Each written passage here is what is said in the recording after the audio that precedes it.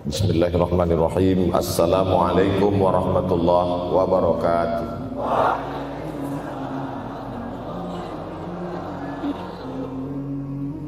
Alhamdulillahi wa kafa wassalatu wassalamu ala al-habibil mustafa wa ala alihi wa ashabihi ahli tuqa wal wafa. Subhanaka la ilma lana illa ma 'allamtana innaka antal alimul hakim. Rabbi shrah li sadri wa yassir li amri wahlul 'uqdatam min lisani yafqahu qawli. Yang sama-sama kita hormati bapak-bapak wakil rektor, tidak dapat saya sebutkan satu persatu, ketua takmir masjid, hadirin hadirat jamaah fardu subuh, bil khusus adik-adik mahasiswa mahasiswi, insyaallah kita semua dimuliakan Allah Subhanahu wa taala. Man shallas subha fi jama'atin, siapa yang salat subuh berjamaah, faka'annama shallal laila kullah, dapat pahala seperti salat sepanjang malam. Berarti kita sudah salat sepanjang malam, tapi tetap besok malam tahajud. Jangan karena sudah sholat subuh berjamaah lalu tidak lagi tahajud, apalagi yang memang tak pernah tahajud, dan ini dijadikan alasan. Besok kalau ada orang membangunkan dia, bangun sholat tahajud, man shallas subha fi jama'ah faka'annama shallal laila kullah. Man shallas subha fi jama'atin, siapa yang salat subuh berjamaah, kana fi zimmatillah. Dalam hadis yang lain, siapa yang salat subuh berjamaah, maka sampai petang sampai malam nanti dia akan mendapatkan zimmatillah, tanggungan. Makna tanggungan, dipelihara, dijaga Allah zahir dan batin. Kalaupun dia mati hari itu, matinya dalam istiqamah dan husnul khatimah. Tapi dalam hadis ini cuma 3 Ustaz. Idza haddatsa kadzaba, bicara dusta, wa idza wa'ada akhlafa, kalau berjanji ingkar, wa idza tumina khana, kalau diberi amanah berkhianat.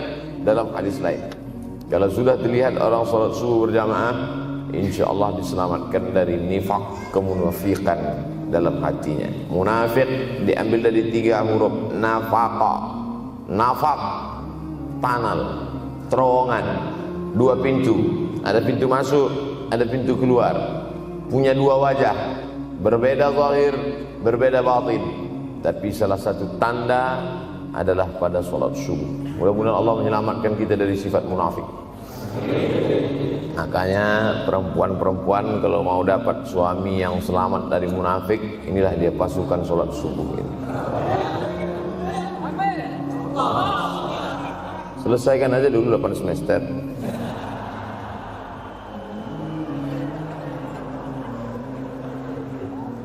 Imam Abu Ja'far Al-Barzanji menulis dalam syairnya, walamma tamma min hamlihi, ketika sempurna hamil Aminah, syahrani 2 bulan, ala ashhuril aqwalil marwiyah, menurut riwayat yang masyhur, tufiya bil madinatil munawwarati abuhu Abdullah, meninggallah abuhu, bapaknya, bapak Nabi Muhammad SAW, Abdullah bin Abdul Muttalib bin Hashim bin Abdi Manaf bin Qusay, di kota Al-Madinah Al-Munawwarah.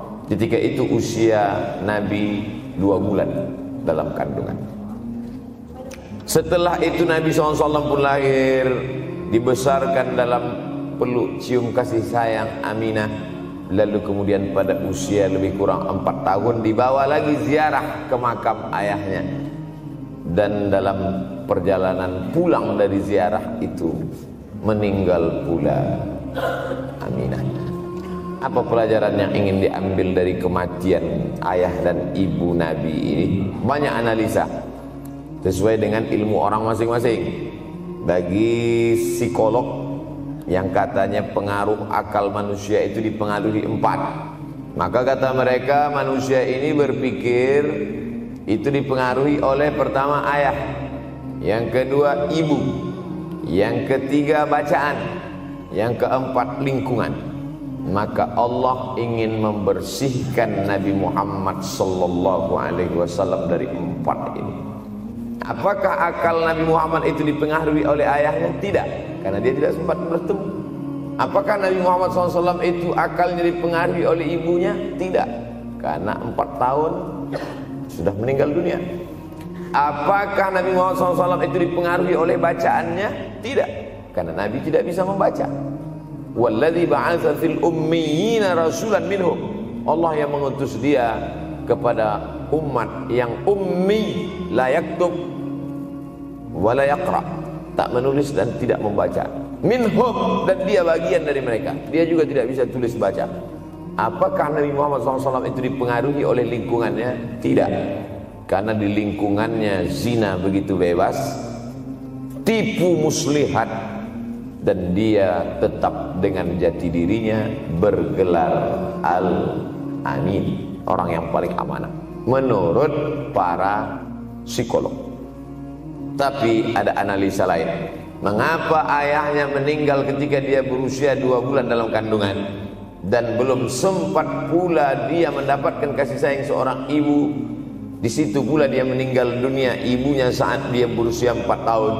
Maka salah satu analisanya adalah Allah ingin menjaga Nabi Muhammad SAW tidak sempat durhaka pada ayah dan ibunya. Karena orang yang durhaka tak layak menjadi Rasul utusan Allah Subhanahu wa ta'ala. Makanya sehebat-hebatnya bapak Nabi Ibrahim bernama Azar. Apa kata Azar? Wa idh qala Ibrahimu li abihi Azara. Ingatlah ketika Ibrahim berkata kepada bapaknya Azar, atattakhidhu asnaman alihah. Mengapa engkau menjadikan berhala ini sebagai Tuhan, wahai bapakku Azar?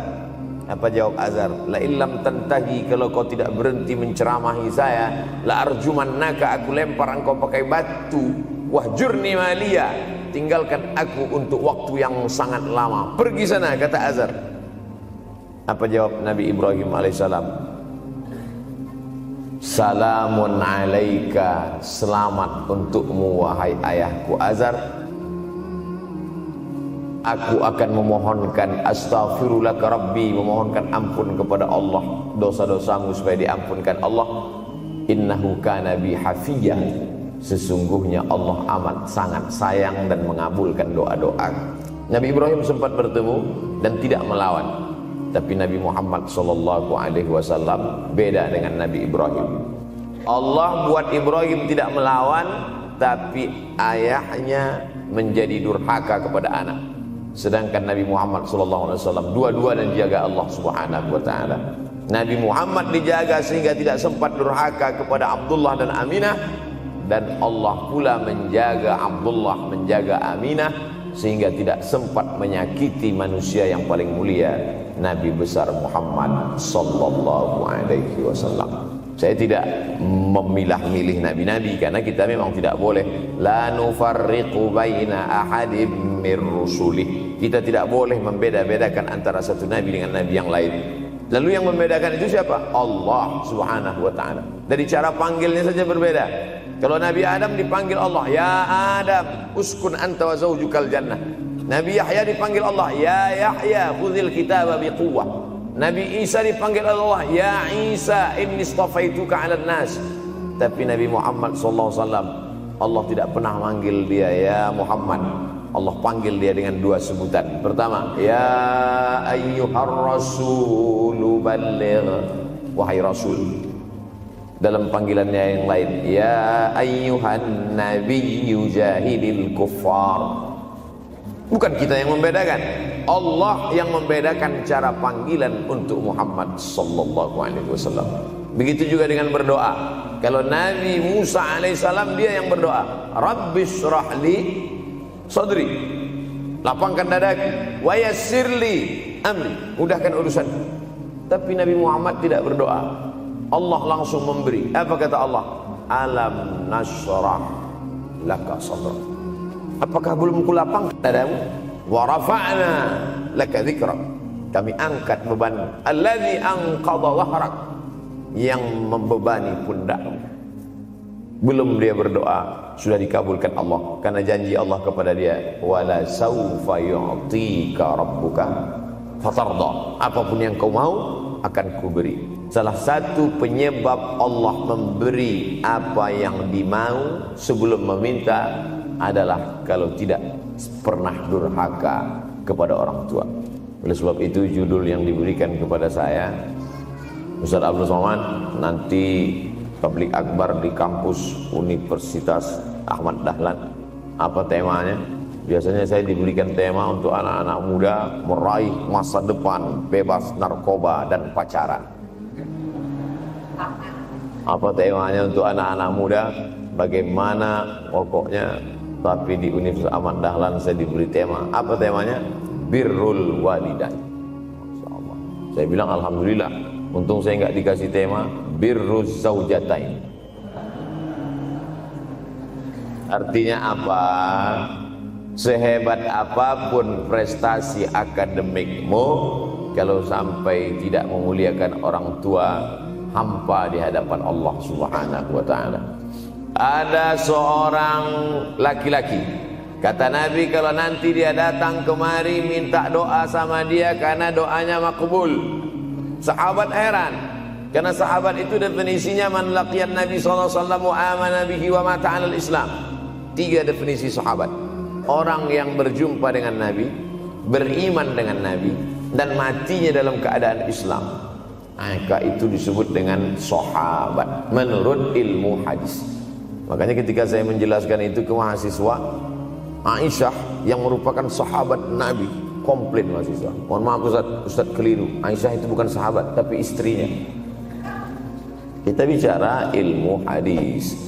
Makna sahabat, man laqiyan Nabi, berjumpa dengan Nabi, wa amana bihi, beriman dengan Nabi, wa mata 'alal Islam, mati dalam keadaan Islam. Abu Lahab ketemu dengan Nabi tapi tidak beriman dengan Nabi dan mati dalam keadaan kafir, maka tidak masuk golongan sahabat. Tapi ini ada seorang laki-laki hidup sezaman dengan Nabi dan Nabi mengenal dia, dan Nabi berpesan nanti kalau dia datang ke kota Madinah minta doa dari mulutnya karena doanya dikabulkan Allah Subhanahu wa taala. Sahabat heran, kami yang hidup bersama engkau, kami yang berperang bersama engkau, kami yang sholat di Masjid Nabawi bersama engkau, kenapa doa dia lebih makbul daripada kami? Malah kami meminta doa dari mulut dia. Tapi tidak boleh membantah dan melawan Nabi. Pokoknya nanti kalau dia datang kemari minta doa kepada dia. Setelah Nabi Muhammad SAW meninggal dunia, laki-laki itu pun sampai ke kota Madinah, berjumpa dengan sahabat. Sesuai dengan yang dijanjikan Nabi, mereka pun meminta doa kepada dia. Namanya Uwais Al-Qarni. Makanya Uwais Al-Qarni tidak ada masuk dalam buku biografi sahabat. Kalau mau mencari biografi sahabat Nabi, buka kitab namanya Al-Isabah fi Tamyizis Sahabah, atau baca juga Usudul Ghabah fi Ma'rifatis Sahabah, atau baca juga Al-Isti'ab fi Ma'rifatil Ashab. Itu memang buku biografi isinya sahabat Nabi semua. Sahabat Nabi klasifikasi. Yang pertama, Al-Ashra Al-Mubashsharuna bil Jannah, 10 sahabat yang dijamin masuk surga. Level kedua, sahabat Nabi yang ikut perang Badar. Berikutnya, sahabat Nabi yang masuk Islam sebelum hijrah. Berikutnya, barulah ujung sahabat Nabi masuk Islamnya setelah hijrah, setelah Islam kuat, barulah dia masuk Islam. Tapi nama Uwais Al-Qarni tidak ada di dalam, karena dia tidak cukup syarat untuk menjadi sahabat, karena dia tidak pernah berjumpa langsung dengan Nabi Muhammad sallallahu alaihi wasallam. Tapi kenapa doanya makbul? Ternyata dia tidak berjumpa dengan Nabi bukan karena dengki, bukan karena musuh, bukan karena tidak beriman. Dia tidak jumpa dengan Nabi, salah satu sebabnya adalah karena dia menjaga ibunya di Yaman. Makkah di tengah, Yaman di bawah, Syam di atas, negeri Syam. Tak ada hubungan dengan negeri paman Syam. Syam di atas, Yaman di bawah, Makkah di tengah. Liila fi Quraisy, perjalanan orang Quraisy. Ila fihim rihlatash shita'i was-shaib, perjalanan syita musim dingin, shaif musim panas. Musim dingin mereka ke Yaman, musim panas mereka pergi ke negeri Syam. Kenapa dingin ke Yaman? Karena Yaman ini kalau musim dingin tidak terlampau dingin, salju tidak turun. Kalau pergi ke negeri Syam, salju turun. Palestina, Yordania, Suriah, Lebanon. Suriah, Lebanon ada salju. Maka musim panas Nabi pergi ke negeri Syam, karena kalau musim panas di Yaman panas sekali. Sedangkan ke negeri Syam panasnya tidak seberapa. Perjalanan orang Arab Quraisy ini diceritakan Allah, di negeri Yaman itulah tempat kampung Uwais Al-Qarni. Tidak sempat dia berjumpa dengan Nabi, tapi doanya lebih makbul daripada orang-orang yang berada bersama Nabi, karena keutamaan berbakti kepada ibu. Kalau sama ayah boleh ngelawan Pak Ustaz? Enggak juga. Jangan ini nanti dijadikan dalil. Kamu kenapa lawan bapakmu? Ada seorang laki-laki. Ini kadang jamaah pandai motong-motong ceramah saya, hanya untuk mencari pembenaran. Sedangkan kita ngaji ini mau mencari kebenaran. 1000 dalil bagi orang untuk mencari kebenaran, tapi ada 1001 hujjah untuk orang yang suka mencari pembenaran. Nah, jadi kalau saya bicara tentang ibu, sesungguhnya ayah sudah masuk. Karena tanpa ayah kita juga bukan apa-apa dan bukan siapa-siapa. Walaupun jatah ayah sepertiga, sedangkan ibu lebih daripada itu. Man ahaqqun nas bi husni suhbati. Siapa orang yang paling layak mendapatkan baktiku ya Rasulullah? Ummuka. Summa man, siapa lagi? Ummuka. Summa man, siapa lagi? Ummuka. Summa man, abuka. Itu yang menyusun itu Nabi SAW, bukan saya. Itu makanya ibumu, ibumu, ibumu, bapakmu. Kenapa Nabi 3 kali? Kenapa Nabi menyebut laki-laki 1 kali, perempuan 3 kali? Karena ibumu mengandung, ibumu melahirkan, ibumu menyusukan. Siapa yang mau dapat 3 kali? Coba yang 3 ini. Mengandung, melahirkan, menyusukan. 3 ini belum bisa dilakukan oleh laki-laki dimanapun. Adapun merubah wajah sudah bisa. Makanya ada lady boy, wajah lady, betis boy. Tapi untuk mengandung tidak bisa. Ana Rahman, aku ini Rahman, kata Allah. Syaqaqtur rahim wa ja'altu lahu isman min ismi. Aku ciptakan satu makhluk di dalam perut perempuan, maaf, namanya rahim, dari namaku. Ini yang belum bisa dibuat dokter dimanapun di dunia ini, menciptakan rahim, belum bisa. Andai terpecah rekor ini, maka kebanggaan luar biasa bagi LGBT. Tidak bisa, sampai hari kiamat tidak akan bisa, janji Allah. Karena Allah mengatakan dalam hadis qudsi, Ana Rahman ja'altu lahu isman min ismi. Maka ada satu makhluk dalam perut perempuan yang diciptakan, diambil dari Asmaul Husna. Sehebat-hebatnya laki-laki, dari ujung rambut sampai ujung kaki tidak ada di tubuhnya ini yang diambil dari Asmaul Husna, tak ada. Bahwa namanya dari Asmaul Husna ada, Abdus Somad. Tapi ada makhluk di badannya diambil dari Asmaul Husna, itu hanya ada pada perempuan. Oleh sebab itu perempuan luar biasa. Makanya kampus Universitas Ahmad Dahlan memuliakan perempuan. Mana perempuan? Di atas letak. Makanya saya tidak terlalu berani mendongak ke atas.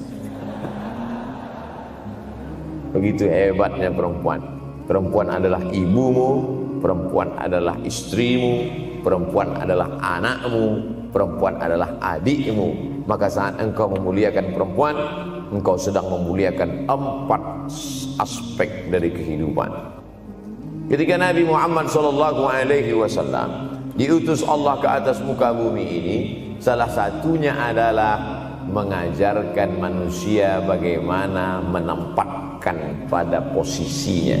Posisi dia adalah tempat kita menumpang.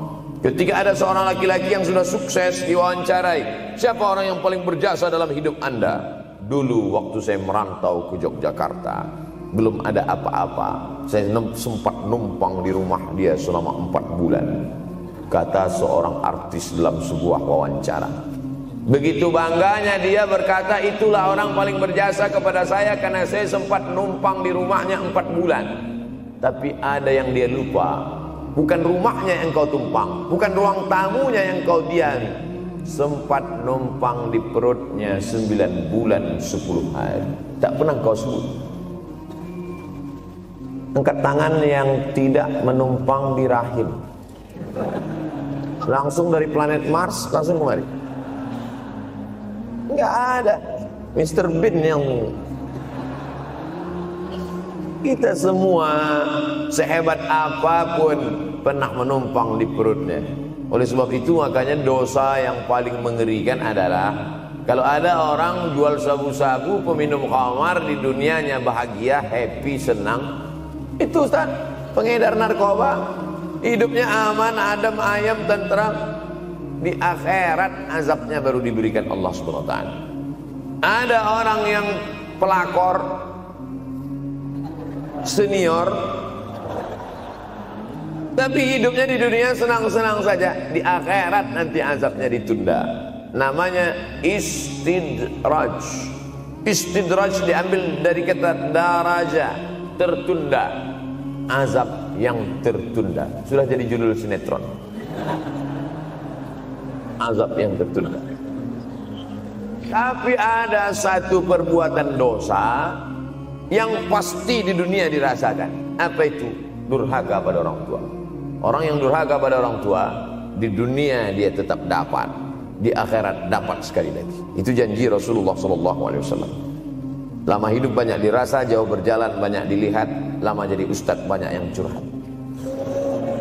Maka tidak 1 2 itu saya lihat dalam kehidupan. Hebat, rezeki banyak melimpah ruah, tapi jauh dari kebahagiaan. Apa sebab? Janji Rasulullah SAW. Orang yang durhaka pada orang tua di dunia sudah dapat, di akhirat dapat lagi. Dapat. Di mana letak keadilan Allah? Kenapa di dunia sudah dapat, di akhirat dapat lagi? Yang di dunia itu baru DP-nya, di akhirat baru kau rasakan cash. Oleh sebab itu jangan pernah melawan pada orang tua. Jangan pernah melawan. Apapun kata dia, jurus menghadapi orang tua ini tidak banyak, 3 saja. Kalau dia marah-marah, kalau dia cerewet, kalau dia ngamuk-ngamuk, pertama diam. Pulang kampung marah dia. Saya bolak-balik kirim uang belanja, kenapa kamu IP-nya 2,0? Diam. Yang kedua, diam. Yang ketiga, diam. Kalau belum bisa membahagiakan, jangan susahkan dia. Kalau belum bisa menunjukkan prestasi, jangan susahkan hatinya. Jangan sampai belum ketemu dengan wajah kita pun dia sudah susah hati. Baru nama kita muncul di HP-nya, kumat darah tingginya. Bunyi handphone dia lihat nama kita di situ, langsung berubah detak jantung. Karena ternyata bukan nama kita di situ dia buat. Siapa? Troublemaker. Oleh sebab itu jangan susahkan orang tua. Saya tidak ujuk-ujuk langsung jadi ustadz. Saya sempat jadi mahasiswa terlama di dunia. Saya kuliah di Mesir tahun 1998 sampai 2002. 4 September 1998 menginjakkan kaki di Kairo. November pulang tahun 2002. Tidak pernah sekalipun saya menyusahkan orang tua saya. Tak pernah saya minta uang pada mereka. Sampai almarhumah emak saya bertanya, "Kau makan apa di sana?" "Makan nasi," saya bilang. "Dari mana dapat uang?" "Beasiswa saya cukup, Mak. 162 pon.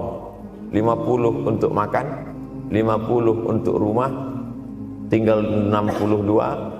20 dibagi lagi untuk ongkos, 20 untuk buku, 20 disimpan, mana tahu demam sakit gak ada uang." Sampai pulang. Sampai akhirnya dia kasih tanya, "Gimana caranya ngirim uang supaya nanti di akhirat kalau Allah bertanya, pernah gak ngirim uang?" "Pernah." Saya tak mau menyusahkan. Saya menganggap kalau nanti saya minta hatinya susah, Kalau nanti saya banyak minta, saya tak bisa balas, maka saya bukan berarti mengajak adik-adik tidak minta uang. Saya paham tak semuanya dapat beasiswa, artinya minta. Cuman kalau minta ya pulang nanti sampaikan ke orang tua, saya sudah dengar ceramah Ustaz Somad, maka saya tidak minta lagi, Mak. Tidak.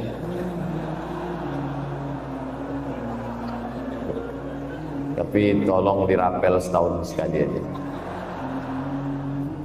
Kalau mau merasakan bagaimana sayang mereka, coba hilangkan sayangnya itu agak 1 bulan, 2 bulan, 3 bulan, itu baru terasa. Karena sifat manusia ini kalau sudah tidak ada baru terasa. Judul lagu Roma. Kalau dia masih ada di depan mata kita, masih dekat dengan kita, kita merasa dia biasa-biasa saja. Tapi kalau dia sudah tidak lagi ada, itu barulah. Oleh sebab itu coba kalau mau merasakan, kasih tahu dia, Papa, Mama, untuk biaya kuliah saya 1 semester ini tolong jangan kasih dulu. Saya mau jual koran dulu, saya mau kerja di Dorsmer dulu, saya mau kerja loper dulu, saya mau susah-susah dulu. Seketika saat kita tahu susahnya itu, tetes peluh keringat, air mata, di situ loh baru kita tahu, oh ternyata perjuangan mereka ini luar biasa. Saya tidak bicara ceramah saja, tapi dalam kehidupan saya pribadi dulu saya laksanakan, saya pernah buat, saya pernah kerjakan. Tapi tidak saya rencanakan itu saya harus begini, tidak. Memang bagian dari takdir hidup. Mungkin tidak minta uang itu karena jauh ke Mesir. Kalau seandainya dekat, sering juga minta. Memang dikondisikan saya untuk terbang jauh ke Mesir, lalu kemudian setelah jauh itu tidak meminta, tapi kemudian setelah pulang berjumpa sempat bersama orang tua. Bulan Maret 2019 kemarin baru meninggal dunia ketika saya sedang ceramah di Madura, Pulau Madura, diundang oleh sahabat saya, kakak kelas di Mesir dulu, Dr. Fauzi Tijani. Dan pagi itu rencananya mau ziarah ke makam Kiai Khalil di Pulau Madura. Begitu mau ziarah langsung dapat SMS segera pulang karena orang tua meninggal dunia. Akhirnya saya langsung ke airport Surabaya dan langsung pulang. Sebelum malam sudah tiba pemakaman. Artinya apa? Penyesalan panjang, kenapa tidak mencium tangan orang tua, kenapa tidak. Karena saya pikir masih lama ya. Ini satu kekeliruan. Di mana-mana selalu saya sampaikan, jangan pernah berpikir usianya masih lama walaupun dia sehat. Karena sehat walafiat, tidak ada kurang satu apapun. Masih lama. Ternyata apa yang terjadi? Berangkat hari Sabtu, hari Ahad tausiah, hari Senin pagi, tanpa sebab, tanpa penyakit. Oleh sebab itu kalau masih hidup orang tuamu di rumah, pulang. Tapi jangan ini jadikan alasan. Besok enggak masuk kelas, kemana? Pulang semua.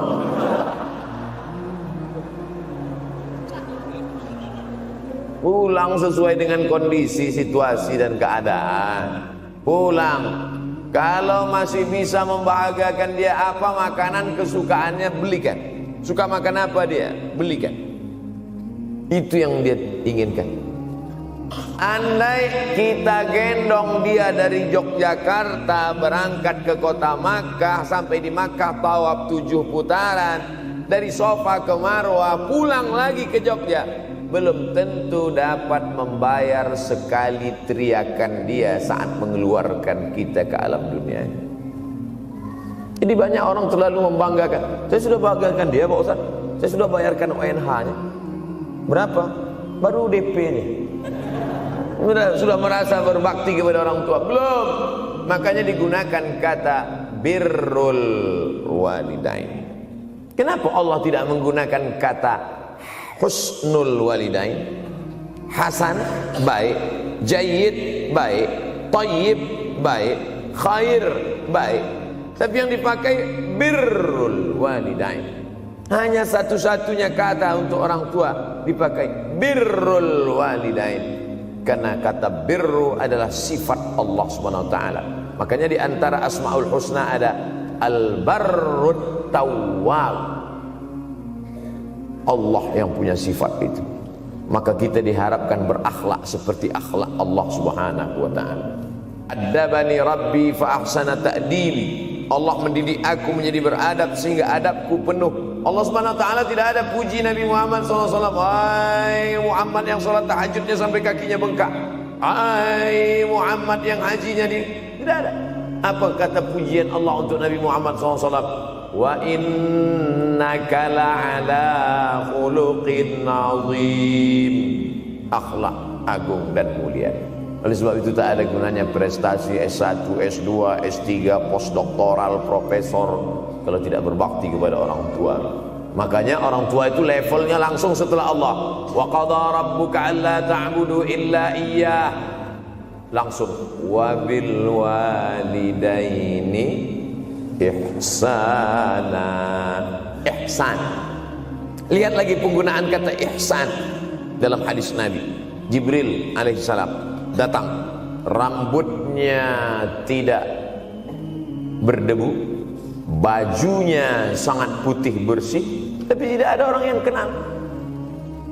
Diriwayatkan oleh Sayyidina Umar ibn al-Khattab radhiyallahu anhu, aku melihat ada seorang laki-laki rambutnya sangat hitam dan bajunya sangat putih, tapi kami tidak ada yang kenal. Ini tiga indikasi ini menunjukkan kebingungan. Kalau ada orang rambutnya sangat hitam dan kita kenal, berarti dia memang orang situ, memang tinggalnya di situ.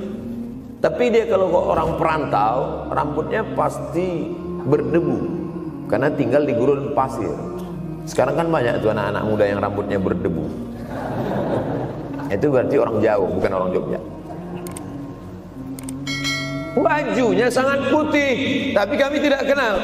Kalau bajunya agak-agak kotor, berarti dia musafir. Pantas kalau kita tidak kenal. Tapi bajunya sangat putih, berarti dia memang orang situ. Tapi kami tidak kenal. Kata Umar bin Khattab, rambutnya sangat hitam, bajunya sangat putih, tapi kami tidak kenal.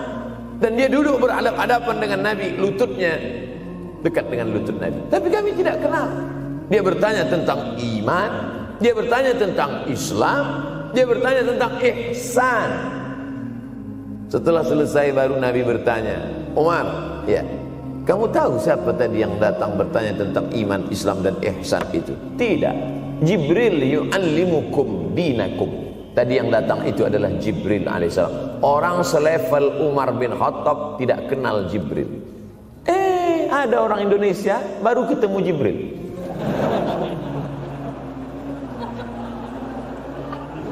Umar bin Khattab kalau lewat di suatu jalan, kalau Umar bin Khattab lewat jalan Sudirman, maka setan lari ke jalan lain. Ini ada orang satu perjalanan sama setan, ngaku kenal dengan Jibril alaihissalam. Makanya kalau baca hadis, satu hadis, tapi analisa dari hadis itu banyak sekali. Umar tidak kenal dengan Jibril kecuali setelah Nabi Muhammad SAW yang bercerita mengenalkan. Dari mana Nabi tahu? Nabi dapat wahyu dari Allah Subhanahu wa ta'ala. Tapi ada analisa lain. Apa maknanya?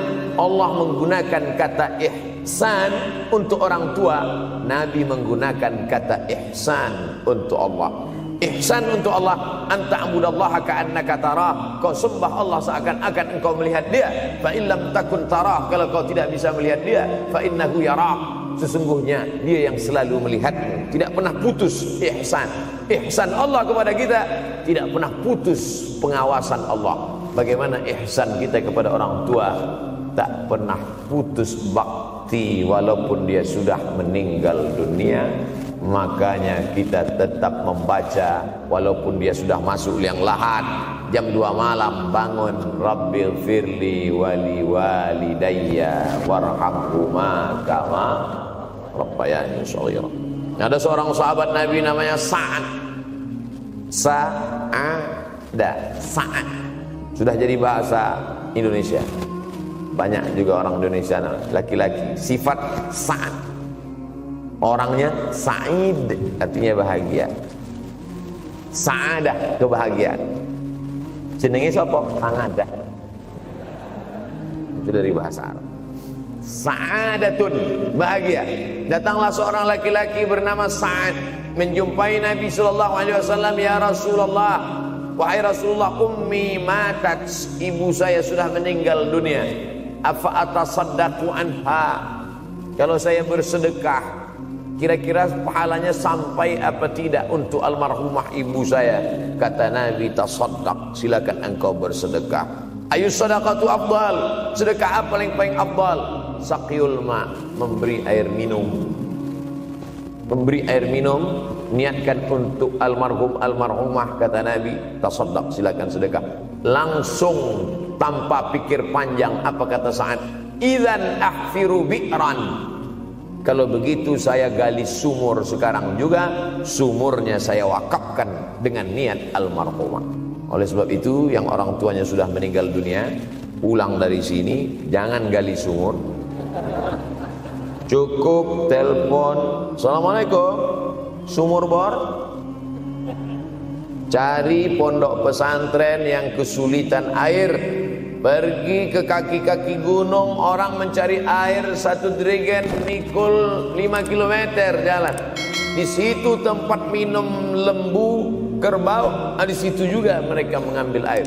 Cari, galikan, mengalir air sumur untuk mereka, mengalir pula sampai ke liang lahatnya. Itu bakti kita. Pulang dari sini, cari pondok pesantren, panti jompo, panti yatim. "Assalamualaikum Bapak pimpinan yatim, saya lihat ini kamar mandinya sedikit, orang antri banyak, keran air tidak ada. Gimana ini? Berapa lagi yang perlu sumur bor di sini?" "Kami perlu kira-kira 5. Insya Allah. Bapak mau bantu?" "Enggak, nanya-nanya aja." Nih, ini akan menolong di hadapan Allah Subhanahu wa ta'ala. Tapi kalau dia masih hidup, masih ada, senangkan hatinya. Pulang dari Universitas Ahmad Dahlan Yogyakarta dengan membawa selembar kertas. Apa itu? Transkrip nilai semester ini IP 4. Siapa yang tidak bangga? Bangga orang tua. Saya pulang dari Mesir, saya bawa ijazah LC. Satu lagi ijazah dari Maroko, MA. Ini mak, ijazah LC MA. Kita lihat dia nampaknya tak bahagia, karena dia dulu waktu saya kecil nyuruh saya, "Kamu mesti doktorandus." Itulah cita-cita ya dia yang tidak sampai. Saya mesti doktorandus. Di mana mau mencari titel doktorandus kan? LCMA. Saya bilang, "Mak, ini LCMA ini lebih hebat dari doktorandus." Artinya apa? Bahwa menyenangkan hati orang tua itu ketika hati dia terbuka, bahagia, disitulah pintu-pintu rezeki itu terbuka. Turun barokah-barokah itu. Buah kalau matang itu dijolok, jatuh. Dan menjatuhkan rahmat Allah itu, membuka pintu-pintu langit, mengetuk pintu-pintu rahmat dan ridha Allah dengan ridha orang tua. Makanya kata Nabi, ridha Allah fi ridhal walidain. Kalau Allah ridha, maka semua yang kau mau dia berikan. Orang kalau sudah ridha itu artinya senang. Orang kalau sudah senang, semua dia kasih. Apa yang ada di tangannya, itu dia berikan. Tadi malam sampai di hotel, datang seorang jamaah, buka cincinnya. Cincin paling dia sayang, dia kasih ke saya. Laki-laki. Nah nih Ustaz Somad, ambil. Duduk saya tadi, duduk, datang anak muda, dia lihat saya tak pakai sorban, dikasihnya sorban. Cuman akadnya belum jelas apa ngasih atau pinjam, wallahu a'lam. Orang kalau sudah senang hatinya, semua dia kasih. Begitulah orang kalau sudah dapat ridha Allah Subhanahu wa ta'ala. Kita baru berharap dapat ridha Allah. Makanya habis salat subuh selalu diajarkan, raditu billahi rabba. Aku ridha engkau sebagai Rabbku ya Allah. Apakah Allah ridha terhadap kita? STJ, status tak jelas. Cara mendapatkan ridha Allah, pancing dengan ridha orang tua. Senangkan hatinya, terbuka pintu rezeki. Makanya sulit hidup kita, sempit. Dari kerut kening kita udah kelihatan. Kenapa? Karena tidak ada ridha Allah akibat tidak pernah menyenangkan hati orang tua. Senangkan orang tuamu, jadikan dia seperti raja, maka rezekimu akan melimpah seperti rezeki raja-raja. Bukan hadis Nabi, dapat saya dari grup WhatsApp. Senangkan saja hatinya, apa yang dia mau beri, tapi dengan cara yang halal. Nah, ini harus dalam kurung syarat dan ketentuan berlaku. Jangan gara-gara ceramah ini nanti pulang kalian ke rumah, papa, mama, ini ada mobil, ini ada rumah, ini berangkat pergi haji. Wow, orang tua senang, 2 bulan KPK. Innallaha thayyibun, Allah maha suci, la yaqbalu illa thayyiban. Allah tidak menerima kecuali yang suci-suci saja. Wa anfiqu, berinfaklah. Wa anfiqu, bersedekahlah. Wa anfiqu, berwakaflah. Wa anfiqu, berzakatlah. Min thayyibat, yang baik-baik. Yang tidak baik tidak diterima Allah Subhanahu wa taala. Kamu lagi ngapain? Nyuci. Lagi ngapain? Nyuci. Pakai air apa? Air kencing. Begitu kata Syekh Abdul Wahab Asy-Sya'rani dalam kitabnya Tanbihul Mughtarrin. Tanbih, peringatan. Mughtarrin, pada orang yang tertipu, menyangka sedang berbuat baik padahal sebenarnya tidak baik. Itu yang disindir Allah dalam Al-Quran. Wa yahsabuna annahum yuhsinuna sun'a. Mereka menyangka sedang berbuat baik. Nah, ini juga tidak betul. Niatnya sudah baik, membahagiakan orang tua, tapi caranya tak betul. Mama, papa, alhamdulillah kuliah saya sudah selesai, ini skripsi saya.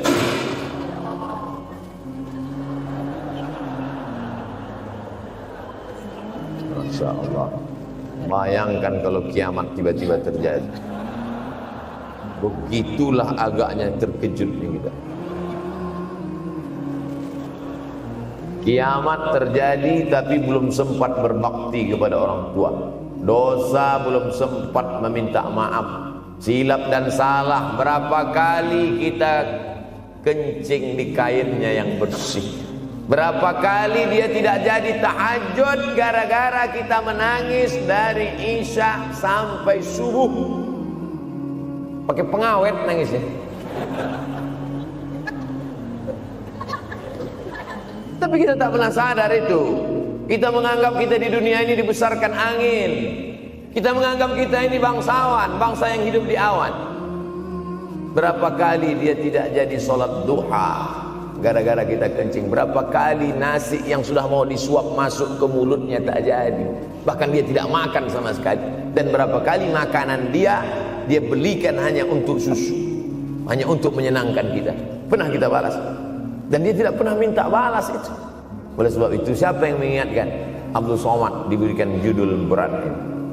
Judul yang paling berat ceramah tentang orang tua, tentang ibu, tentang ayah. Jarang saya mau menerima judul-judul pengajian. Ini pun dikasih tahu setelah sampai di sini. Maka saya belok-belokkan dikit.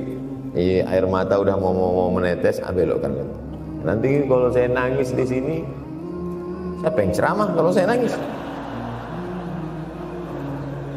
Oleh sebab itu maka yang orang tuanya masih ada, beruntung dan bertua, bawakan dia rumah makan.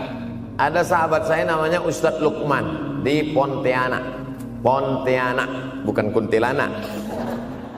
Mereka punya program namanya Bawa Ibu ke Rumah Makan. Keren nama programnya. Bawa orang tua ke rumah makan. Nanti hari libur adik-adik, anak-anakku sekalian, libur bawa ayah, bawa ibu ke rumah makan. Ketika Ustadz Lukman cerita itu ke saya, Ustadz Somad, kita punya program baru nih. Apa nama programnya Ustadz? Bawa ibu ke rumah makan. Alhamdulillah Ustadz Lukman, seluruh rumah makan di Pekanbaru tempat tinggal saya itu, semua sudah saya bawa emak almarhumah saya. Saya bawa sup tunjang, saya bawa rendang, saya bawa goreng ayam, saya bawa goreng puyuh, saya bawa. Cuman ada rumah makan ular sawah itu yang tak saya bawa singgah. Lain dari itu saya bawa. Tak ada penyesalan dalam hati. Senangkan hatinya. Apa pakaian yang dia suka. Orang tua itu tidak minta yang besar, asal ada saja. Pulang dari Yogyakarta sampai ke rumah, ini tadi ada nampak sedikit tanda terkenang. Kalau banyak makan sendiri. Ketika dia senang melihat itu, bahagia hatinya, nampak senyum di tepi bibirnya, pada saat itulah rahmat Allah terbuka. Pada saat itulah ridha Allah datang. Mengapa sulit mencari pekerjaan? Mengapa payah mencari penghidupan? Salah satu yang mempersempit ridha Allah itu adalah karena tidak berbakti kepada orang tua. Oleh sebab itu maka judul tema yang diberikan birrul walidain, berbakti kepada orang tua, bahagiakan. Ini ada juga ini anak-anak yang sudah sukses ini, papa, mama sudah meninggal, papa jangan risau, silakan terbang ke Yogyakarta, ada adik di sana, silakan terbang ke Surabaya, ada kakak di sana, silakan terbang ke Kuala Lumpur, ada keluarga di sana, jangan hiraukan. Kata bapaknya, kalian terbangku saja kalian pikirkan, kemana aku hinggap tak kalian pikirkan. Ada sebagian orang ketika ibunya meninggal dunia, marah dia, mengamuk dia anggap kebahagiaan itu sudah hilang, padahal membahagiakan orang tua dua-dua adalah tanggung jawab kita. Kalau dua-duanya sudah tidak ada Pak Ustaz, masih ada keluarga. Ada keluarga. Al-khalah bimasabatil saudara ibu, kakak ibu, adik ibu sama seperti ibu. Sambung lagi silaturahim, buat dia senang, buat dia bahagia. Man ahabba yubsatalahu fi rizqihi, siapa yang mau lapang rezekinya, wa yunsa'alahu fi azarihi, dipanjangkan umurnya, falyasil rahimahu, hendaklah dia menyambung tali silaturahim. Saya ceramah di satu kota. Sampai di kota itu saya melihat rumah besar, megah, mewah, seperti istana. Cuman saya segan mau nanya, nggak mungkin saya tanya, Pak, ini hasil dari apa? Saya tengok, saya ngaku. Kawan-kawan saya yang ikut di situ seperti ngeliat kucing semuanya.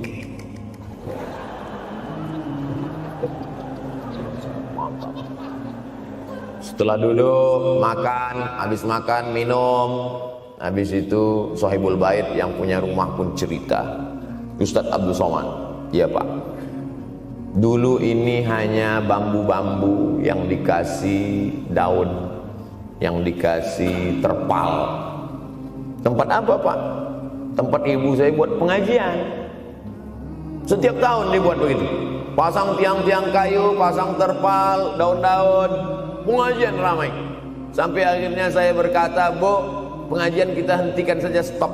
Saya tidak sanggup lagi pasang tenda, pasang terpal ini. Tapi akhirnya apa kata ibu saya? Nanti setelah saya tidak ada, pengajian ini terus kamu buat. Allah bukakan pintu rezeki Ustaz Somad. Inilah yang terjadi sekarang. Saya belikan orang tua saya itu rantai, saya belikan gelang, saya belikan cincin. Bulan depan saya datang, sudah nggak ada lagi. Mana gelangnya Mak? Nggak ada. Mana rantainya Mak? Nggak ada. Mana cincinnya? Nggak ada. Kemana? Itu kan emas mahal. Sudah saya jual. Untuk apa? Untuk bersedekah ke fakir miskin. Rupanya gelangnya, rantainya itu habis dia berikan sedekah fakir miskin. Tobatkah si bapak untuk berbakti? Tidak. Bulan depan dia belikan lagi. Sampai akhirnya diberikan Allah balasan melimpah ruah. Ternyata ini rahasia dari keberhasilan hidup, karena menyenangkan hati orang tua. Saya tak sebut nama, saya tak sebut lokasi, tapi yang mau berkunjung nanti saya kasih lokasi tepatnya.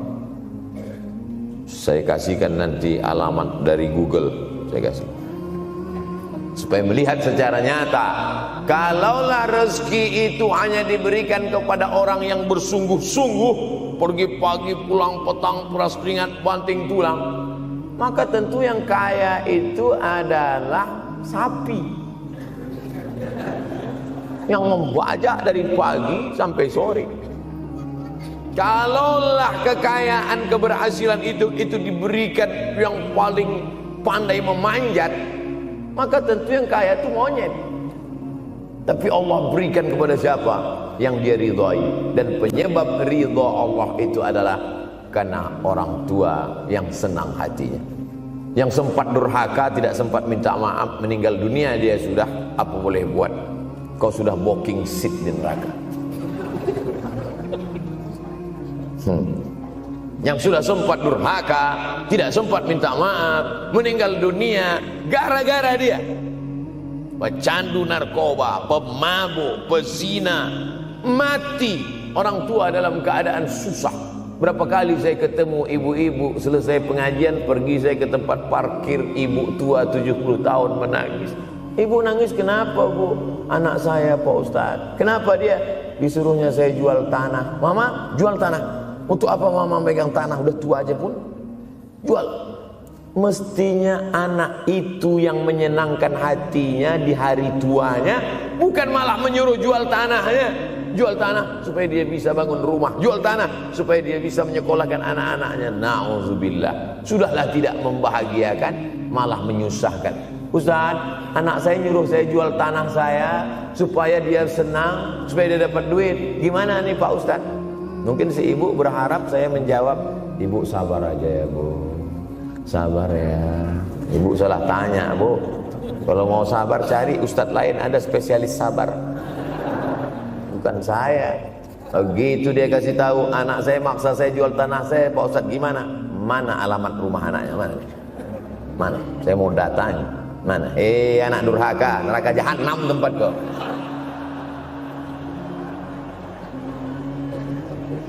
Tak mau dia ngasih alamat. Rupanya dia takut nanti anak saya malah marah sama saya, Pak Ustadz. Saya kasihan. Mudah-mudahan Allah berikan kekuatan pada ibu. Tapi cerita ini bukan satu dua contoh kasus. Ternyata zaman sanggup memperkarakan pengadilan hanya karena sebatang pohon kayu. Atau cuma saya yang dapat berita aja? Adik-adik ada juga dapat kiriman itu? Sanggup memperkarakan sebatang pohon kayu. Padahal kalau kau jual semua kebunmu itu, belum tentu dapat menebus. Datang seorang laki-laki mengadu kepada Nabi Muhammad SAW. Ya Rasulullah, ini bapak saya ini kurang ajar sekali. Bapaknya kurang ajar. Diambilnya harta saya ya Rasulullah. Gimana ini ya Rasulullah? Apa kata Rasulullah SAW? Anta wa maluka li abik. Anta sampai ke tempat kita jadi ente. Anta wa maluka, ente, harta ente, li abik, punya bapak. Jangankan hartamu yang di rumah itu, dirimu pun punya bapak. Nabi membela, seolah-olah Nabi berkata, apa yang diambil itu belum ada apa-apanya dibandingkan melepuh kulitnya untuk memberikan engkau sesuap makanan yang halalan thayyibah. Orang yang durhaka pada orang tuanya, insya Allah anaknya juga akan durhaka kepada dia. Oleh sebab itu maka jangan pernah durhaka. Kalau sempat durhaka lalu kemudian meninggal dunia dia, Pak Ustaz, sudah meninggal pun tetap masih bisa berbakti. Pertama dengan doa, kedua dengan sodakoh. Kalau kebetulan rezeki banyak sodakoh. Kalau tidak ada rezeki melimpah, doa. Bangun malam, Rabbi firli wali walidayya warhamhuma kama Rabbi firli, ya Tuhanku ampunkan aku, wali walidayya, ibu dan ayahku, warhamhuma, sayangi mereka berdua, kama, sebagaimana rabbayani shaghira, sebagaimana mereka mendidik aku. Coba kita lihat susunan kalimatnya, seperti ada kekeliruan kalimat. Na'udzubillah, mana mungkin kalimat Allah keliru. Allah ingin menegur kita, sayangi mereka sebagaimana mereka mendidik aku. Mestinya kalimatnya kan tidak begitu. Sayangi mereka sebagaimana mereka menyayangi aku. Tapi ternyata sayang belum tentu mendidik. Tapi mendidik pasti sayang. Karena bunyi kalimatnya, sebagaimana mereka mendidik aku. Jadi banyak juga anak-anak ini tidak sayang karena salah didik. Disangka sayang itu dengan ngasih motor, disangka sayang itu dengan ngasih gadget, disangka sayang itu dengan ngasih transfer uang yang berlebihan. belum tentu sayang. Dulu ada insinyur arsitek yang membangun salah satu rumah keluarga saya. Kuliahnya di Jogja. Cerita dia, dulu saya kuliah di Jogja, Ustadz Abdul Somad, insinyur. Terus teman kami sakit di kos-kosan. Kami bingung mau nelpon siapa. Akhirnya datang mobil mewah, parkir polisi, tentara, ramai. Barulah kami tahu rupanya dia anak menteri. Jadi sayang orang tua itu bukan mesti dibelikannya apartemen, dibelikannya mobil, belum tentu. Boleh jadi itu justru menjerumuskan anak. Diberikan apartemen, diberikan mobil mewah. Habis 2 bulan kena virus HIV AIDS.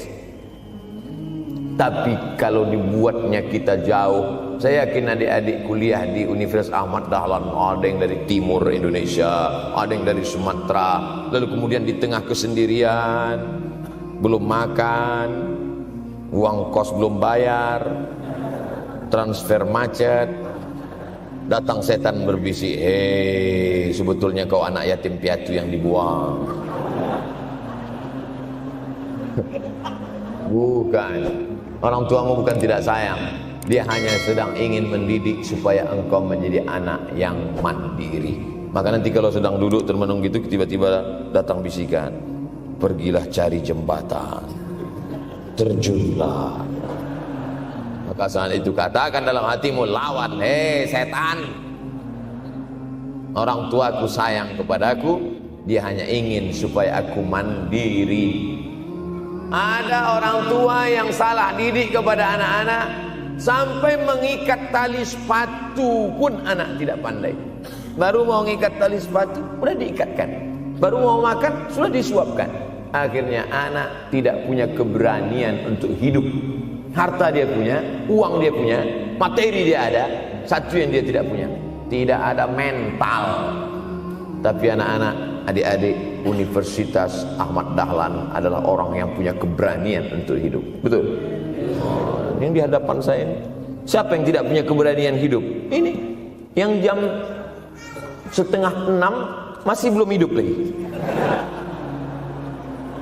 Ada ini tidak punya keberanian untuk hidup, hidupnya terlambat. Tapi mahasiswa Universitas Ahmad Dahlan punya keberanian untuk hidup. Bahkan mungkin dia lebih dulu hidup daripada saya. Lebih dulu bangun dia tadi. Alhamdulillahillazi ahyana ba'da ma amatana wa ilaihil nusyur. Tengok jam. Oh, rupanya masih jam 1, tidur lagi. Saudara yang dimuliakan Allah Subhanahu wa taala. Maka my life, my adventure. Hidup saya adalah petualangan saya. Ini yang mau kita harapkan. Berani menghadapi tantangan. Ada orang yang menganggap hidup ini ya simpel-simpel aja lah Pak Ustadz. Tapi ada orang ingin hidup ini penuh dengan perjuangan. Sama seperti makanan. Ada orang simpel aja, nasi, kecap, telur rebus, dah cukup.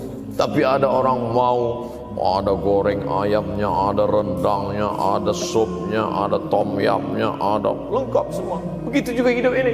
Ada orang yang simpel aja, ambil goreng ikan, makan. Tapi ada satu lagi enggak, pergi naik mobil sampai ke tepi hutan, naik motor, habis itu nyewa speedboat sampai di tengah laut mancing. Ujung-ujungnya ikan juga. Yang dia nikmati bukan ikannya, tapi yang dia nikmati adalah proses untuk mendapatkan ikannya. Faham? Itu enaknya ngomong sama mahasiswa. Coba kalau yang masyarakat biasa, kita udah capek cerita, selesai ada pertanyaan, Ustadz maksudnya tadi apa ya? Aduh, capek gitu. Saya terus terang kalau ceramah di depan mahasiswa ini bangkit semangat saya lagi. Ini sekarang rasa-rasa umur 24. Tapi begitu nanti sudah mulai agak jauh dari mahasiswa, balik 42 lagi. Nah, makanya saya senang kalau diundang ke kampus-kampus. Saya kalau di Jogja diundang di kampus terus, walaupun nggak semua nerima.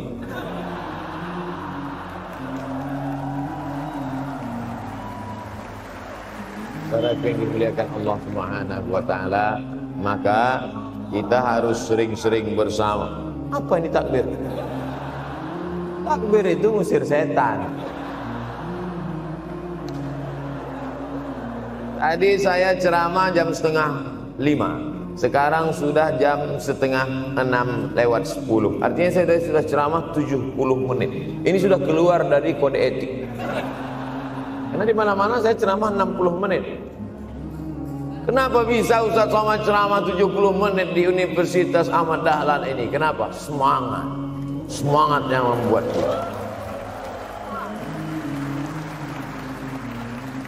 Padahal berdiri lagi. Tahan. Belum sarapan lagi. Tahan. Artinya apa? Yang membuat kita kuat itu bukan materi, bukan makanan, tapi semangat. Maka jangan sempat kehilangan semangat. Bangkitkan semangat.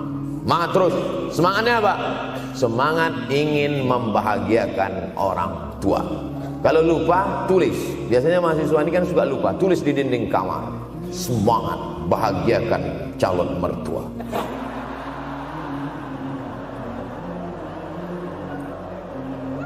Nanti teman kos-kosan datang ngelihat, loh, kata Ustaz Somad kan orang tua, kenapa ente buat mertua? Sedangkan mertuaku saja kebahagiakan, apalagi orang tua.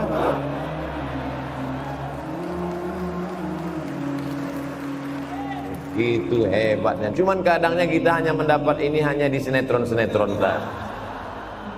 Real nyatanya di mana? Datanglah ke Universitas Ahmad Dahlan. Jadi hidup ini harus ada target yang mau dicapai. Banyak orang targetnya nggak benar. Saya ingin menjadi orang yang punya kepribadian, Pak Ustadz. Rumah pribadi, mobil pribadi. Target bahagiakan orang tua. Gaji pertama kalau kerja nanti umroh. Oh, gitu. Ma, doakan. Nanti kalau aku kerja insya Allah gaji pertama nanti memberangkatkan umroh. Syukur-syukur nggak usah diomongkan dulu, kasih surprise, senang. Mama, ayah, ini gaji pertama. Dia buka, tengok 700.000.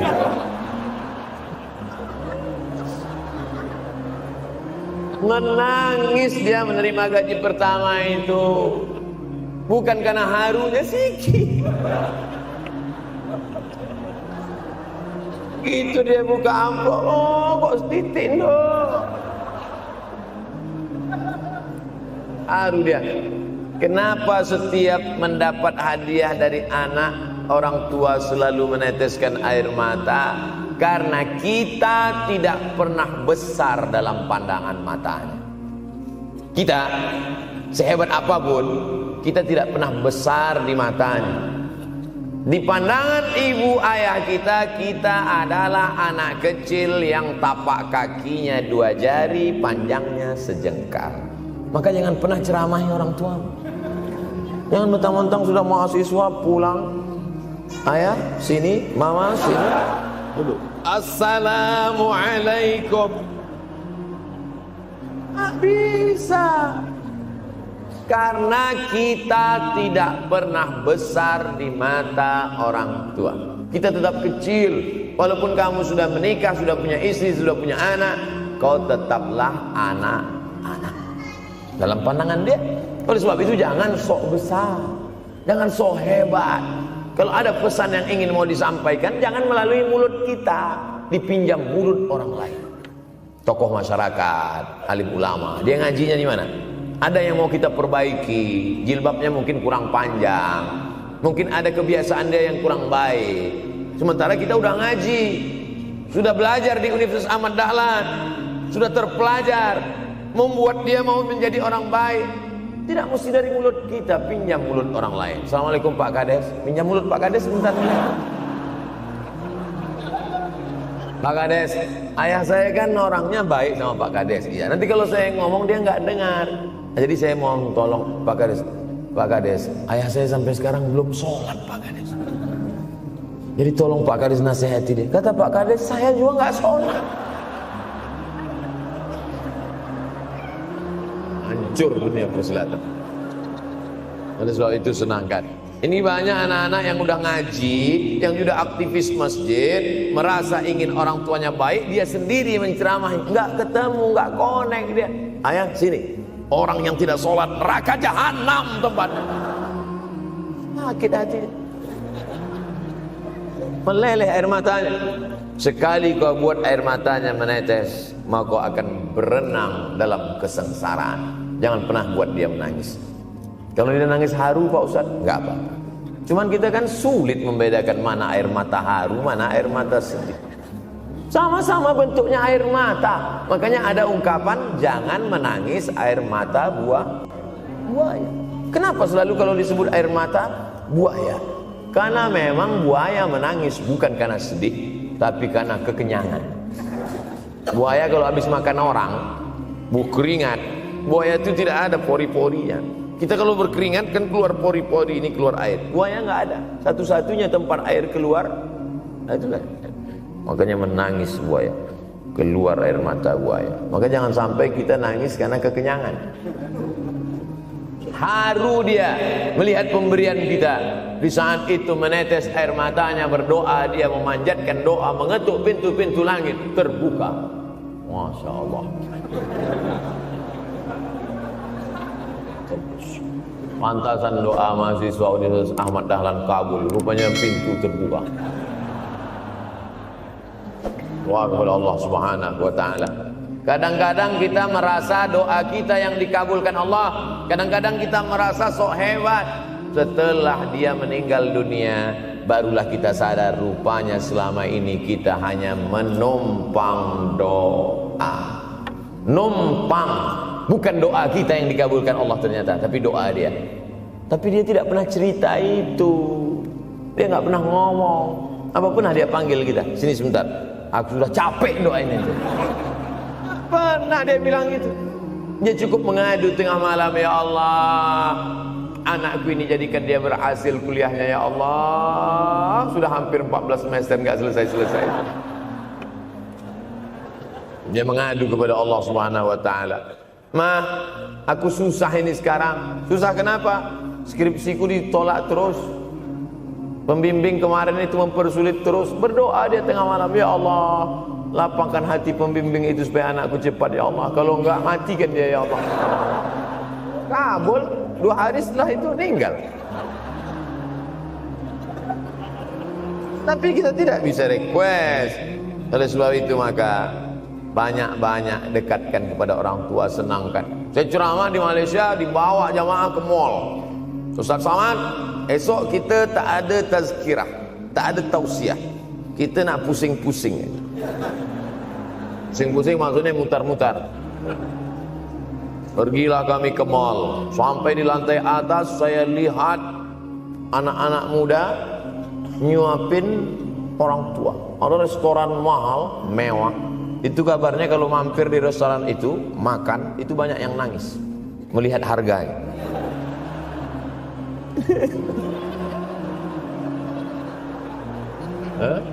Ada saya lihat anak-anak muda yang ganteng-ganteng, perempuan yang cantik-cantik menyuap orang tua. Orang tua yang sudah tak berambut, sudah perempuan tak berambut lagi, rontok saking tuanya, kulit sudah keriput. Duduk, didorong pakai kursi roda, dibawa ke mall, sampai di situ diberikan restoran tercanggih, termahal. Dia sendiri yang menyuapkan makanan. Ternyata bagi saudara-saudara kita Tionghoa, salah satu mengundang berkah menyenangkan orang tua. Itu keyakinan mereka. Kok kenapa yang dikasih makan? Ya oke lah. Ajaran kita mengajarkan tapi kita tak amalkan. Ketika tetangga, kawan, sahabat kita mengamalkan, rezekinya melimpah, baru kita heran. Dia kok kaya ya? Iyalah, dia kan punya tuyul. Tuyul mana bisa bawa duit banyak? Nih keberkahan. Oleh sebab itu, jangan cuma sekedar ngaji-ngaji aja. Pulang dari sini, kalau memang tinggal di Yogyakarta atau di luar nanti pas liburan, sisihkan uang, bawa dia ke mall, bawa dia ke restoran, senangkan hatinya, bawa dia jalan-jalan. Cuman tetap juga yang logis. Kalau dia udah tua, janganlah dikasih kacang goreng. Sesuaikanlah, agar-agar kasih. Enggak perlu dikunyah. Kiri kanan gol, kiri kanan gol. Orang tua bawa kasih kacang, nyiksa itu. Saudara yang dimuliakan Allah Subhanahu wa taala, kenikmatan yang terbesar adalah ketika orang tua masih ada bersama kita. Kalau sudah tak ada, nanti saat Idul Fitri, Allahu Akbar, Allahu Akbar, Allahu Akbar, la ilaha, barulah menetes air mata. Mama. Saya kalau sudah menengok orang menangis terlalu berlebihan mengenang orang tua, ini pasti ada, kalau bahasa kampung kami, something wrong. Ini pasti ada sesuatu ini. Karena orang kalau sudah habis tumpah, dia tidak akan menetes lagi. Tumpahkan kasih sayangmu itu sampai habis ludes, dia tidak akan menetes lagi. Tak ada penyesalan, karena semua sudah kita berikan. Kalaupun menangis hanya tetesan kasih sayang. Tapi kalau sampai mencakar dinding, mama, ini pasti. Saya kalau ada orang yang menyesal sampai mencakar dinding, mau saya antukkan aja kepala yang gede. Dulu waktu hidup kenapa enggak opti? Sekarang udah mati baru kau menangis kan? Senang. Nah, tapi tentu sesuai kemampuan kita, karena kata Allah, la yukallifullahu nafsan illa wus'aha. Allah tidak membebani orang lebih dari semestinya. Ustaz ceramah sampai jam berapa ini? Sampai jam 6 insyaallah. Saya mau lengkapkan. Jam kita sama tuh. Oh, sama. Jam 6. Jam 6 maka saya ceramah 90 menit nanti di Universitas Ahmad Dahlan.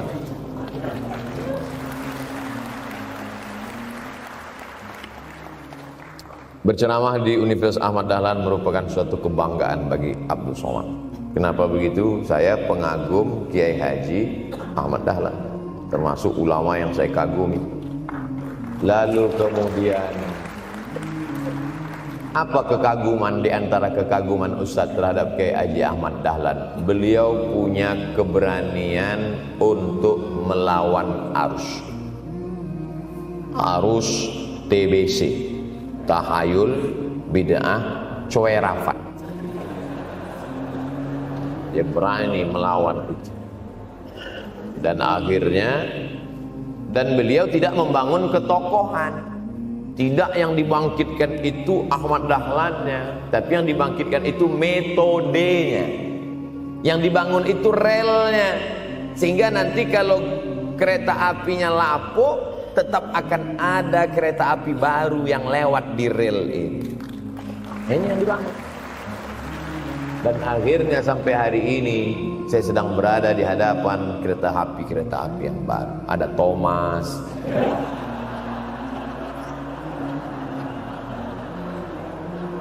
Kok Ustaz tahu Thomas? Anak saya paling suka itu. Satu koper kereta. Artinya apa? Bangun rel, maka akan ada lokomotif baru. Dunia boleh berganti, zaman boleh berubah. Idza waqa'an ala ahadikumul qiyamah, kalau kamu sudah mau mati, wa fi yadihi fasilah, di tanganmu ada bibit korma. Sudah mau mati, di tangan ada bibit korma. Apa yang kita lakukan? Ada sebagian orang kalau sudah mau mati, ya wes gua aja lah. Kalau di tanganmu ada bibit korma, gali-gali tanah sedikit, tanamkan. Untuk apa nanam korma sudah mau mati? Bukan kita sempat memakan manisnya, tak sempat bermaung di bawah daunnya yang rindang. Bukan kita yang menikmati, tapi ada orang lain dan pahalanya mengalir ke makam kita. 28.000 ibadah mengalir ke makam Kiai Haji Ahmad Dahlan. Angka 28.000 itu dari mana Pak Ustaz? Angka mahasiswa Universitas Ahmad Dahlan. Ustaz tahu dari mana? Ya makanya kalau orang ngomong tuh dengar. Makanya saya kalau diundang ceramah, Ustaz nanti sebelum ceramah kita ada acara makan dulu. Iya, selama itu saya diam aja. ngumpul-ngumpulkan bahan. Jangan pernah melihat modal materi, tapi kuatkan usaha dan tawakal. Nih, bantuan cuma 6 miliar, tapi ternyata keperluannya berapa? 126 miliar. Tapi buktinya jadi masjid yang besar. Kalau diikutkan modal, mana mungkin cukup? Maka begitu juga dalam menatap hidup ke depan. Kamu kenapa belum juga nikah? Modalnya besar Pak Ustaz. Terus gimana? Nunggu yang gratisan aja lah. Kan begitu, usaha, tawakal, doa. Nah, bagi yang masih lajang, yang mau nikah, itu kalau bisa doanya jangan sir, agak jahar dikit. Ya Allah, umur udah 40. Dengar sama sebelah, loh belum mas katanya, belum. Bodoh.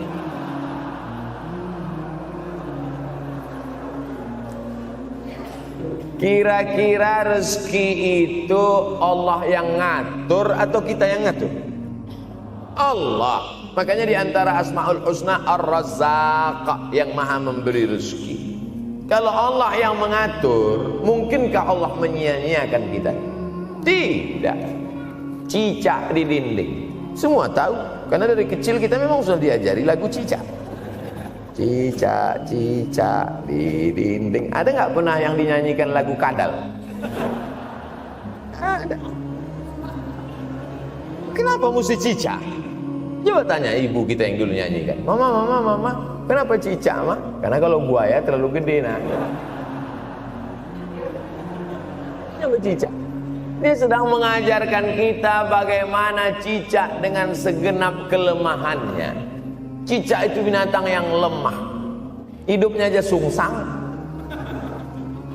Kita selalu berlawanan dengan cicak. Yang kata kita di atas, kata cicak di bawah. Tapi makanan cicak luar biasa. Apa makanan cicak? Helikopter, nyamuk. Cicak tidak bisa menggunakan tangannya, karena kalau dia pakai tangannya jatuh. Kadang pakai 4 aja jatuh. Selalu kan kejadian accident cicak jatuh. Cicak tidak pernah gunakan tangannya untuk makan, karena dia harus berpegang kuat. Apa yang dia pakai? Lidahnya. Lidahnya dia pakai. Nyamuk yang dia makan. Helikopter. Habis dimakan oleh cicak. Siapa yang paling hebat? Nyamuk. Makanannya darah. Nyamuk masih keluarga Dracula. Tapi Allah SWT mau mengajarkan jangan putus asa, gunakan potensimu, apapun yang terjadi gunakan. Ini sekarang banyak anak-anak muda nih kehilangan semangat. Kalau engkau kehilangan beras masih bisa hidup 3 bulan. Kalau engkau kehilangan air masih bisa hidup 3 hari. Tapi kalau kau kehilangan semangat, kau hanya hidup 3 detik. Tik, tik, tik, mati. Oleh sebab itu jangan sampai kehilangan semangat. Bahasa kitanya putus asa. Sampai dingin tuh lontong. Bukan karena ceramah terlalu lama, bukan. Sampai dingin itu sarapan pagi gara-gara mahasiswa. Ente kenapa? Galau Ustaz. SMS nggak dibalas, telepon nggak diangkat. La ilaha illallah Muhammadur Rasulullah. Mahasiswa seganteng ini, sehebat ini, begitu cepat putus asa. Saya aja setua ini, sekurus ini masih banyak yang mau. Lihat tuh komen-komen di Instagram, baca tuh komen-komen di YouTube. Ustaz, jadikan aku yang kedua ya. Masa kalian anak-anak muda gagah perkasa, bangkitkan semangatmu, takbir. Banyak yang belum ketemu jodoh. Saudara yang dimuliakan Allah Subhanahu wa taala, maka bangkitkan semangat. Tapi yang namanya semangat ini tidak bisa bangkit dengan banyak kita lihat orang bersemangat, pede di depan orang, pede luar biasa. Dia kok pede sekali? Pakai sandal. Banyak juga yang semangat, pede luar biasa, rupanya pakai jimat. Kita pede kita bukan karena sabu-sabu, bukan karena narkoba. Pede kita karena kita sudah serahkan semuanya pada Allah. Inna sholati wa nusuki wa mahyaya wa mamati lillah. At-tahiyatul mubarakatun sholawatun thayyibatun lillah. Tapi tetap satu. Jangan nanti mentang-mentang udah dengar ceramah saya at-tahiyatul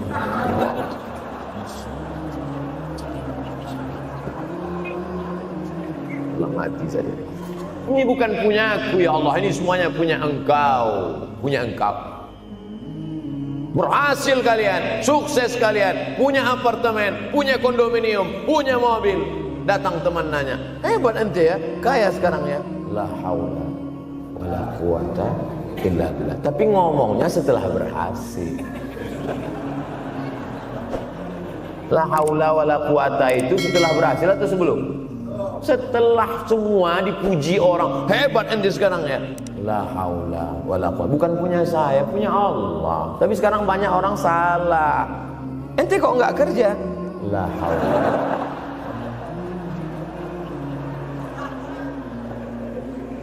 La haula wala quwwata illa billah. Subhanallah, masya Allah, tabarakallah. Menunjukkan manusia lemah, tak punya apa-apa. Dia ingin berkata, ini hanyalah punya Allah. Begitu juga dengan acara ini. Kenapa acara di masjid? Kenapa acara di kampus kemarin ramai melimpah ruah? Bukan karena panitia, bukan karena Ustaz Abdul Somad, bukan karena baleho yang besar, tapi la haula wala quwata illa billah. Pulang dari sini, bangkitkan semangat, senangkan hati orang tua, kejar prestasi, terus kuliah. Mudah-mudahan semuanya selalu mendapatkan kebaikan. Amin ya rabbal alamin. Terima kasih atas segala perhatian. Mohon maaf atas segala kesilapan dan kekhilafan. Abdul Somad, hamba Allah yang fakir, mohon maaf. Berpisah kita di tempat ini, tapi kita tak pernah putus dalam persahabatan, karena kita selalu bersama, jauh di tempat, dekat di doa. Terima kasih. Wassalamualaikum warahmatullahi wabarakatuh.